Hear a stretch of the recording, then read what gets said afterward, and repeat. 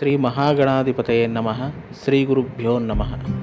కార్తీక మాసం మనకు గల 12 మాసాల్లో చాలా శ్రేష్టమైన మాసం కార్తీక మాసం.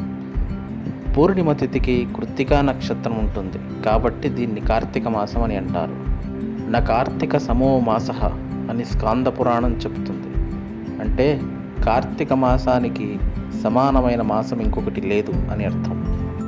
కార్తీక మాసంలో ముఖ్యమైనది కార్తీక స్నానం. కార్తీక స్నానం అంటే సూర్యోదయానికి పూర్వమే లేచి తలారా స్నానం చేయడం. కార్తీక మాసము హరిహరులకిద్దరికీ ప్రీతికరమైన మాసము. ఈ మాసంలో చేసే దానము, జపము, వ్రతాలు, హోమాలు చాలా విశేషమైన ఫలితాన్ని ఇస్తాయి. ముఖ్యంగా ఈ మాసంలో శివాలయంలో దీపాలు వెలిగించడం చాలా విశేషం. దీనినే కార్తీక దీపం అని అంటారు. కార్తీక దీపాన్ని ఆవు నెయ్యితో వెలిగించడం చాలా శ్రేష్టం. ఈ మాసంలో పగలంతా ఉపవాసం ఉండి రాత్రి నక్షత్ర దర్శనమయ్యాక భోజనం చేయాలి. దీనినే నక్తవ్రతం అని కూడా అంటారు. ఇలా కార్తీక మాసంలో స్నానము, జపము, దానము, నక్తవ్రతము 30 రోజులు చేస్తే చాలా శ్రేష్టం.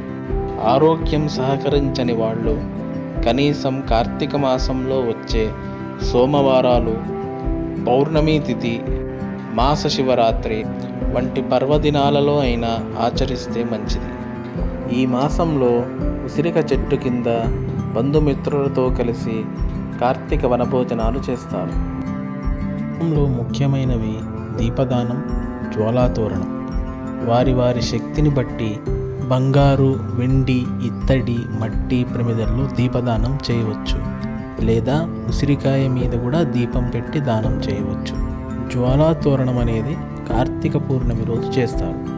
జ్వాలాతోరణం అంటే శివాలయం ముందు గడ్డి తోరణంలా కట్టి దానికి నిప్పు పెట్టి దాని కింద నుంచి శివపార్వతుల ఉత్సవ విగ్రహాలను తీసుకుని వస్తారు.